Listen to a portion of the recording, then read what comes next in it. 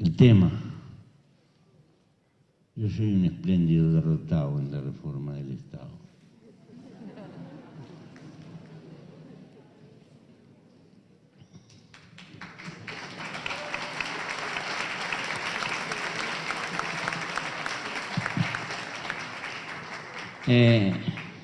A ver, vámonos un poco lejos. El Estado, cuando aparece, siempre implica diferencias de clase. El Estado, cuando aparece para cobrarle impuestos casi en todas partes a los campesinos. El primer ejército profesional, me parece, que hay en esta tierra fue en Babilonia. Su misión, cobrar el impuesto a los campesinos, porque el Estado era un instrumento muchas veces de dominación. ¿Y hoy qué es el Estado? He aquí que cuando uno mira de esta América Latina, y diría del área menos desarrollada del mundo, todos de una forma u otra tenemos que ser conscientes que es imposible sacar de la pobreza a multitud de gente si no tenemos Estado vigoroso, Estado comprometido, Estado servidor de la gente y no mera burocracia. ¿Por qué? Porque la distancia que ha sacado el mundo rico es enorme. Porque en definitiva esa distancia, para acotarse, necesita políticas expresas, pero el Estado es el instrumento de llevar adelante una parte de esas políticas. Pero si el sobrevivir en la función pública, si el objetivo de nuestra vida es quedarnos sentados 40 años para jubilarnos un día, va a ser difícil que ese Estado cumpla. Y cómo tiene aventura, cómo tiene compromiso, cómo tiene pasión, cómo siente el Estado. Porque al fin y al cabo las cosas trascendentes de la vida se han de sentir. No alcanza con conocerlas o intelectualizarlas, han de expresarse hondamente en sentires. Y es difícil para seres humanos que un día y otro día y otro día y otro día se tienen que sentar en la misma oficina y dar vueltas los mismos expedientes y mirar el almanaque y cuánto falta para el fin de semana y las vacaciones y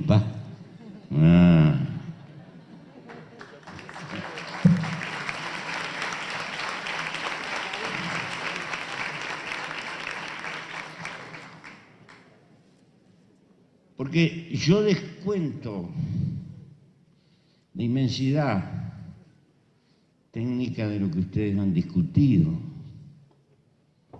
Y creo que eso es muy bien, que hay que introducir muchas tecnologías, que hay que introducir formación intelectual en los trabajadores del Estado. No se le puede pedir que dé a alguien algo que no le han dado. Lo siento y lo descuento. Pero la responsabilidad tal vez no está en el Estado. La responsabilidad del aquietamiento. Es posible que contemporáneamente el poder, ese fantasma que llamamos el poder, que es un animal que existe, aunque no lo veamos, no está en los gobiernos. Es muy probable que esté muy cerca, mucho más cerca del sistema financiero que los gobiernos. Pero los partidos políticos nos entretenemos disputando el gobierno. Y vamos evolucionando para ser cada vez más equipos de intendentes. Porque buena parte de las decisiones fundamentales van quedando lentamente al costado de los gobiernos. Y aquí viene la cuestión. Los partidos políticos, en su afán de perpetuarse en el gobierno, siempre cuidan y tienen bonomía con lo que tienen al lado. Y si lo que está al lado está cerca de donde hay plata, más bonomía. Y si se está cerca de lo que aparenta el poder, más bonomía. Y cuanto más lejos está, más se olvida, más... Entonces, necesitamos crecientemente mi país. Tomemos como ejemplo la historia de nuestro país y la historia de buena parte de lo que ha pasado en América Latina. En la hora de gestación y de formación, el que por casualidad llegaba al gobierno barría con todo lo que había y ponía los de él. Era un espléndido recambio. Desde luego, ese Estado era una barbaridad. Cuando el escenario político se empieza a sentar, el Estado va evolucionando hacia la profesionalización de las funciones y hacia la estabilidad. Y hay un largo periodo parturiento de 25, 30, 40 años en la historia de América Latina, curiosamente, con estados que avanzaban y avanzaban y se introducían en un montón de actividades, actuaban como punta de lanza que en el fondo perseguía el desarrollo. Por ejemplo, los primeros generadores de energía eléctrica fueron privados en el Uruguay. Era muy cara y el Estado decidió comprar las usinas y hacerse cargo hasta el día de hoy. Y así una montaña de cosas. Costó una batalla con los bancos privados hasta que por iniciativa del Estado se crearon un par de bancos formidables que son especies de columnas vertebrales de nuestra nación. En este país hay un banco del Estado que es más del 50% solo del movimiento bancario. Impresiona en los 30, 35 primeros años de historia el empuje que tenía el Estado. ¿Y qué nos pasó? Empezaron los partidos políticos en su lucha por permanecer en el gobierno, llenar la administración de gente, porque necesitaban respetar la clientela política, y más acá, y más allá, y más allá. Y el Estado se fue transformando, aquel Estado pujante al que perteneció mi padre. Siempre lo cuento. Mi padre era funcionario público, se enfermó muy grave de los pulmones. Al pisar la década del 40 y a las 10, las 11 de la noche caía un médico a ver si estaba en la cama. No se le podía mentir a un médico para no ir a trabajar. Eso se fue lentamente degradando y no por culpa de la gente. Y no por culpa de los trabajadores públicos, sino que fuimos entrando colectivamente en un grado de permeabilidad que fue haciéndolo cada vez más pesado, más costoso y menos servible para el conjunto de la gente, la función pública. Pero ¿qué le pasó a la actividad privada? Le pasó sencillamente que se sacó de encima el competidor natural que tenía y a partir de ahí se afirmó en gran medida la gestualidad de la inversión privada en muchos aspectos, porque el Estado perdió la fuerza fundadora que mostró en los 30, 40 primeros años del siglo. Un poco más, un poco menos, esto se dio por toda nuestra América.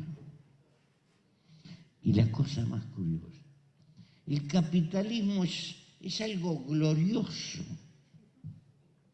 Como dijo un chino por ahí, es algo glorioso. Porque naturalmente que los sindicatos, luchando por el interés de su gente, se van a preocupar que se respeten todas las prerrogativas que tienen los trabajadores del Estado. Es natural. No les corresponde a los sindicatos si la gente trabaja o no trabaja. Eso le corresponde a la administración pública. Pero la administración pública está de paso. El funcionario público entra a aprender una cosa gloriosa. Estos se van y nosotros quedamos. Entonces, ese largo proceso de quietismo fue hipertrofiando en gran medida esta formidable herramienta que es el Estado. Y ahora nos encontramos con sociedades que cambian abruptamente, con un impacto tecnológico, con una masificación de los desafíos y con sociedades donde un montón de gente tiende a quedar al costado del camino porque la economía, por la vía del mercado sola, no da respuesta. ¿Quién se tiene que hacer cargo? El Estado. El Estado tiene que amortiguar. Y no siempre puede. Y tiene dificultades. Por eso creo que la discusión de ustedes es la discusión de una época. No se va a resolver ni en un año, ni en 2, ni en 5, ni en 15. Pero es de justicia social para la grande mayoría tener el Estado comprometido con la suerte de la gente.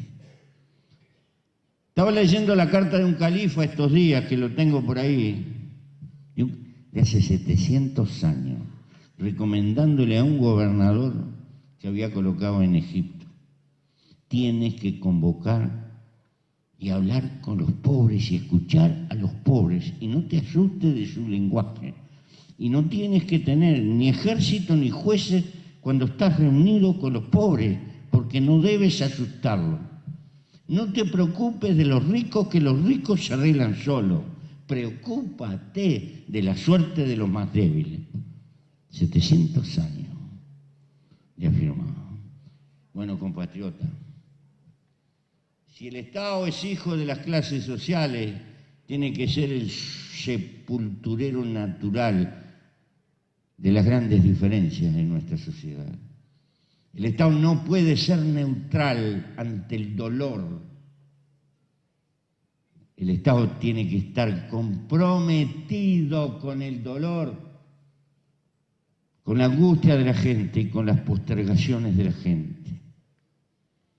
Si le haremos bien a todas las sociedades, incluso a los más fuertes, porque en todo caso tendremos sociedades mucho más convivibles. Yo les agradezco. No puedo con mi alma campesina, que además siempre está presa.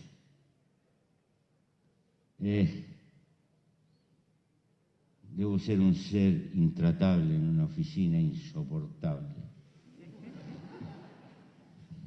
Lo reconozco. Porque la vida es la libertad. La vida es el pájaro. Pero hay que honrar a la vida.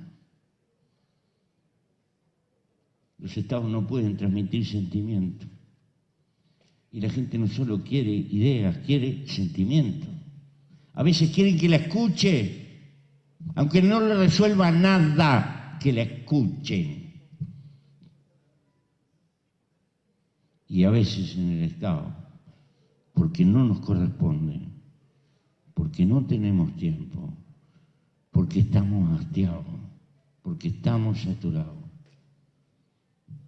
somos remisos en atender a nuestra propia gente, que el objetivo es servir a nuestra gente. Rómpanse en el alma, estudien, multipliquen la tecnología, pero no dejen de ser hombres y mujeres, antes que nada y después de todo. Gracias.